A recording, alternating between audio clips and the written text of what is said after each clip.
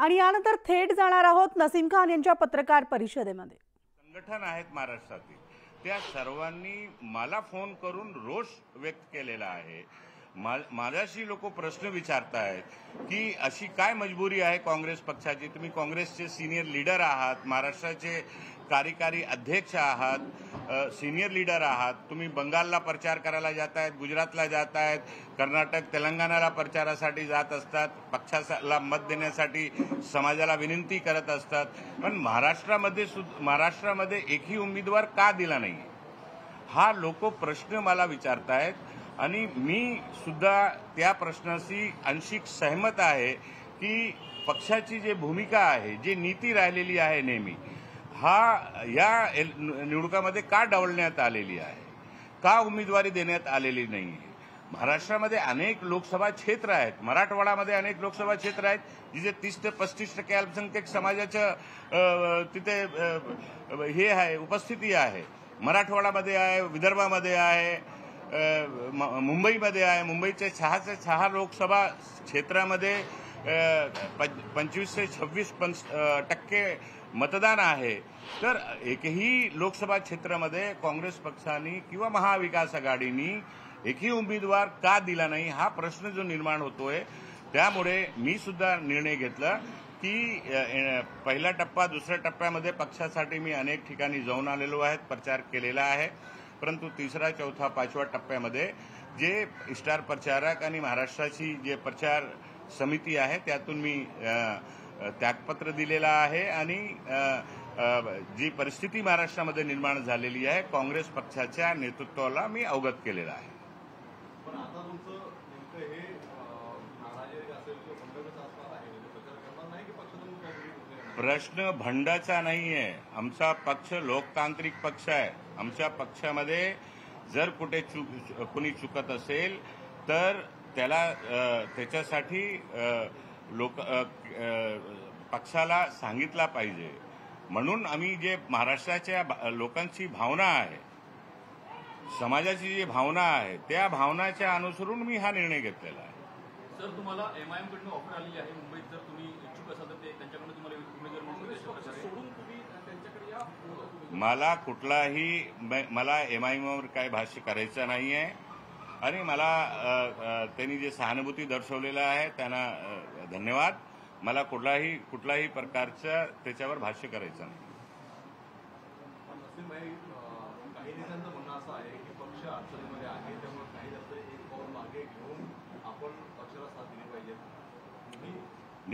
निश्चितपणे मी पक्षाचा कर्मठ कार्यकर्ता आहे। याच्यापूर्वी मला पक्षाने जे जबाबदारी दिली, वेस्ट बंगालमध्ये कॅम्पेनमध्ये टाकला मला, मी तिथे जाऊन आलो। मला राजस्थान गुजरातची जबाबदारी तिथे जाऊन आलो, मी गोव्याची जबाबदारी दिली, मी तिथे जाऊन आलो। कर्नाटक तेलंगणाची मला पक्षाने जे वेळी जे जबाबदारी दिल्या इमानदारीपणे मी जाऊन त्या जबाबदारी पूर्णपणे मी पाळलेली आहे। आणि महाराष्ट्रामध्ये सुद्धा अशा कुठलाही मी हे करणार नाही ज्याच्यामुळे पक्षाला नुकसान होईल। मुंबईमध्ये तुमची दावेदारी होती, पक्षाने सुद्धा तुम्हाला सांगितलं होतं तुमची दावेदारी आहे आणि वेळेवर मुंबई अध्यक्षांना तिकीट दिलं, त्यामुळे कुठेतरी ही नाराजी समोर आलेली आहे। प्रश्न माझी नाराजगीचा नाही आहे। मी समाजाचा नेतृत्व काँग्रेस पक्षामध्ये करतोय। समाजाची जी भावना निर्माण झालेली आहे, परवापर्यंत लोकांना विश्वास होता की कुठे ना कुठे काँग्रेस पक्ष उमेदवारी कुठल्याही ना कुठल्या स्वरूपामध्ये देईल, परंतु त्याच्यानंतर लोकांमध्ये जे रोष निर्माण झालेला आहे, लोकांमध्ये जे जो वातावरण निर्मित झालेली आहे संपूर्ण महाराष्ट्रामध्ये, त्याच्यामुळे मी ही निर्णय घेतलेला आहे। आणि प्रश्न नसीम खानचा नाही आहे, अनेक नेते महाराष्ट्रामध्ये आहेत। विदर्भामध्ये काँग्रेसमध्ये अल्पसंख्याक समाजाचे अनेक नेते आहेत, मराठवाड्यामध्ये आहेत, मुंबईमध्ये दुसरे अनेक नेते आहेत। कोणाला कुठेही एक जागावर तरी उमेदवारी दिली पाहिजे होती की नाही, विषय हा आहे। हे सगळ्यांची भावना आहे। कोणी बोलत नसेल, मी बोलण्याचा प्रयत्न करतोय आणि यासाठी बोलण्याचा प्रयत्न करतोय की काँग्रेस पक्षाचा मी कर्मठ कार्यकर्ता आहे, पक्षाचा नुकसान होऊ नये। आज ही घटना घडल्यामुळे जर काही नुकसान होत असेल तर पक्षाच्या नेतृत्वाला सजग करणं माझी जबाबदारी आहे, माझं कर्तव्य आहे. या माध्यमातून कुठेतरी वरिष्ठ जे आहेत तुमच्या काँग्रेस पक्षाचे त्यांच्यावर दबाव आणण्याचा प्रयत्न म्हणजे पुढच्या 3 टप्प्यामध्ये कुठेतरी तुम्हाला किंवा तुमच्या समाजाला नेतृत्व मिळेल असं वाटतंय. मला एक सांगा, सगळीकडे उमेदवारी जाहीर झालेली आहे, दबाव टाकण्याचा प्रश्न सुद्धा नाहीये. पक्षाचं नुकसान होऊ नये म्हणून काळजी घेण्याचं काम पक्षाच्या शीर्ष नेतृत्वाने केला पाहिजे आणि एक सजग कार्यकर्ता म्हणून माझी जी जबाबदारी आहे ती मी पार पाडलेली आहे. मला वाटतं असं की संधी अजूनही गेलेली नाही, पक्षाचा निर्णय बदली करावा किंवा काहीतरी. मी तशी काही मागणी करत नाही आहे. माझं मत एकच आहे की काँग्रेस पक्षाची जी सर्व जाती जमाती समाजाला न्याय देण्याची स्वतंत्र काळापासून जी भूमिका राहिलेली आहे ती भूमिकामध्ये जर आज खालचे काही लोक, बिचौलिये काही लोक जर बदल करण्याचा प्रयत्न करत असतील तर तो पक्षासाठी घातक आहे. म्हणून मी हा स्टँड घेतलेला आहे. या सर्व संदर्भामध्ये महाराष्ट्रातलं जे नेतृत्व आहे त्यांच्याशी बोलणं झालं का? दिल्लीतल्या नेतृत्वाशी यांच्यावर बोलणं झालं का? त्यांनी तुमची समजूत काढण्याचा प्रयत्न केला? प्रश्न माझ्या समजूत काढण्याचा नाहीये. मी परत बोलतोय. प्रश्न नसीम खानचा नाहीये. प्रश्न नसीम खानला उमेदवारी मिळावा म्हणून नाहीये. प्रश्न पक्षाच्या हिताचा आहे आणि समाजाचा आहे. मी समाजाचा नेता आहे, तर समाज माझ्याकडे बघतोय. आज महाराष्ट्रामध्ये समाज माझ्याशी प्रश्न करतोय की तुम्ही ज्या पक्षाचे नेते आहात त्या पक्षामध्ये अशा का चालला आहे, अशा का निर्णय होत चालला आहे, ह्याच्या उत्तर माझ्याशी लोक मागतायत आणि माझ्याकडे उत्तर नाहीये त्यांना देण्यासाठी. म्हणून मी हा निर्णय घेतलेला आहे. अशा परिस्थितीमध्ये तुम्ही वर्ष गायकवाडांचा प्रचार करणार किंवा समाजाला काय नेमकं सांगणार? मी प्रचार समितीतून त्यागपत्र दिल्यानंतर प्रचार करण्याचा विषय संपलेला आहे. तुमचा हा मतदारसंघ आहे त्यामुळे तुमची भूमिका महत्त्वाची असणार आहे. मतदारसंघामध्ये मी बाकीचे माझे जेवढे कार्यकर्ते आहेत, समर्थक आहेत, मी सगळ्यांना निवेदन करणार आहे की काँग्रेस पक्षाचा मजबूतीने कार्य करा. कारण आमचे नेते राहुल गांधीजी या देशाला वाचवण्यासाठी, देशाची लोकशाही वाचवण्यासाठी, देशाच्या संविधान वाचवण्यासाठी देशामध्ये लढा देत आहेत. त्यांना मजबूत करण्यासाठी सर्व काँग्रेसचे कार्यकर्त्यांनी काम करावं. वर्षागायकवाडांचं म्हणणं असं आहे की माझी उमेदवारी जाहीर झाल्यानंतर पहिला फोन तुम्हाला केला आणि माझं कौटुंबिक संबंध आहे त्यामुळे नसीम खान माझे भाऊ आहे तर माझ्या प्रचाराला येतील. नाही, ती पण माझी बहीण आहे, त्याचा विरोध माझा नाही आहे. मी पूर्वीच सांगितलं की कुठलाही उमेदवाराचा विरोध माझा नाही आहे. माझा विषय असा आहे, माझा खंत असा आहे आणि जे समाजाची खंत आहे ती माझी खंत आहे. मी समाजाच्या प्रतिनिधित्व मी वारंवार सांगतो की मी पक्षामध्ये समाजाच्या प्रतिनिधित्व करतोय. ज्या समाजामध्ये रोष निर्माण झालेला आहे, संताप निर्माण झालेला आहे आणि तो समाज मला प्रश्न विचारतोय. माझ्याकडे समाजाला उत्तर देण्यासाठी शब्द नाही आहे. मी समाजाला काय उत्तर द्यावं हा विषय आज समोर निर्माण झालेला आहे. म्हणून मी हा कॅम्पेन कमिटी आणि स्टार कॅम्पेन कमिटी आणि प्रचार समिती महाराष्ट्रामधून त्यागपत्र देण्याचा निर्णय म्हणून केलेला. महायुती किंवा वंचित कडून तुम्हाला ऑफर आली तर तुम्ही? मला कोणाचाही कुठलाही प्रकारचा ऑफर मला प्रेरित करू शकत नाही. तुम्ही काँग्रेसमध्ये राहणार हे ठाम आहे? सध्या आहेतच काँग्रेस पक्षामध्ये. राहुल गांधीजी आमचे नेते आहेत, सोनिया गांधीजी आमचे नेते आहेत. काँग्रेस पक्षाची विचारधारा आमच्या रक्तामध्ये आहे, त्याच्याशिवाय काय नाहीये. यापूर्वी असं कधी घडलं नव्हतं काँग्रेसच्या बाबतीत. आता जे घडलंय याला केंद्र जबाबदार आहे की राज्यातलं काँग्रेसचं नेतृत्व जबाबदार आहे? राज्य काँग्रेसनी तर 2 महिन्यापूर्वीच आम्हाला सांगितलं होतं की तुम्हाला लढायचं आहे. त्यांनीच मला तयार केलं होतं. महाराष्ट्राच्या नेत्यांनी तयार केला होता. एकाच महाराष्ट्राचे नेते आहे ज्यांच्यामध्ये किडा आहे, बोलायला येत नाही, आजूबाजूला कोणी नाही, आपला जिल्हा सांभाळू शकत नाही, असे एकाच नेते आहेत महाराष्ट्रामध्ये आणि काही बिचौली तयार झालेले आहेत पक्षामध्ये. म्हणून पक्षाच्या जे आमच्या शीर्ष नेतृत्व आहे त्याला जागृत करणं आमचा कर्तव्य आहे. आता इशारों में बात नहीं की जाती, बात स्पष्ट की जाती है. हा इशारा मुंबईसाठी आहे की प्रदेशसाठी आहे? हाँ? प्रदेशसाठी आहे का मुंबई? कांग्रेस प्रदेश कांग्रेस कमेटी चे नेते श्री नानाभाऊ पटोले या राज्यामध्ये पक्षाला बळकट करण्यासाठी रात दिवस फिरत आहेत, काम करत आहेत. त्यांच्या नेतृत्व काँग्रेस पक्षाला मजबूत करत आहे. इतर नेते कोण खेळखेळ करण्याचा प्रयत्न करतात का? ते शोधा, मी पण शोधतोय तो कोण नेता आहे, असा कोण बिचौलिया आहे तो महाराष्ट्रामध्ये, जो पक्षाला बाकीच्या पक्षाशी हात मिळवणी करून पक्षाला कमजोर करण्याचा प्रयत्न करतोय. असा कोण नेता आहे महाराष्ट्राचा, त्याचा मी पण शोध करतोय. तुम्ही पण शोध करा. तुम्हाला माहिती मिळाली तर मला सांगा. मुंबईत आहे का मुंबई बाहेरचा आहे तो नेता? महाराष्ट्राचा नेता आहे. मुंबईत आहे. 2 महिने पहिले आयएमने तुम्हाला ऑफर दिलेली आहे, शिंदेनी ऑफर दिलेली आहे.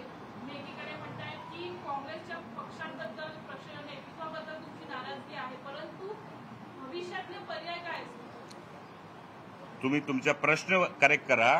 पक्षाच्या नेतृत्वावर मी कुठलाही प्रकारचं भाष्य केलेला नाही. पक्षाच्या नेतृत्व आमचे नेते राहुल गांधीजी आहेत, आमचे नेते सोनिया गांधीजी आहेत. आम्ही गांधी नेहरू परिवाराच्या नेतृत्वावर आमचा ठाम विश्वास होता आहे, राहणार आहे. त्याच्याशी कुठलीही तडजोड होणार नाही. नंबर 1, जे काही लोक खालच्या पातळीवर पक्षा चुकीचा निर्णय करण्यामध्ये नेत्यांना प्रेरित करत असतात, चुकीची माहिती देऊन दिशाभूल करत असतात, अशा नेत्यांचा पर्दाफाश करणं गरजेचं आहे पक्षाच्या हितासाठी, जेणेकरून आज किंवा उद्या येणाऱ्या काळामध्ये पक्ष कमजोर होणार नाही ह्याची काळजी घेण्यासाठी मी एवढा बोल्ड डिसिजन घेतलेला आहे. 2 महीने पहले आपने किसने बोला था कि आप तैयार नहीं है करके? आमच्याकडे कुठलाही पर्याय वगैरेचा काय प्रश्नच ह्याच्यामध्ये निर्माण होत नाहीये. कुठलाही हे नाहीये. सर 2 महीने पहले कौन से नेता थे जिन्होंने आपको बोला था कि आप तैयार रहिए, आप चुनाव जीतेंगे? पूरी महाराष्ट्र कांग्रेस पार्टी के हमारे सभी नेताओं ने मुझे ही कहा था, और मुंबई कांग्रेस ने भी मेरा ही नाम सूचित किया था अखिल भारतीय कांग्रेस कमेटी को, जो मुझे जानकारी दी गई है. तो उसी को लेकर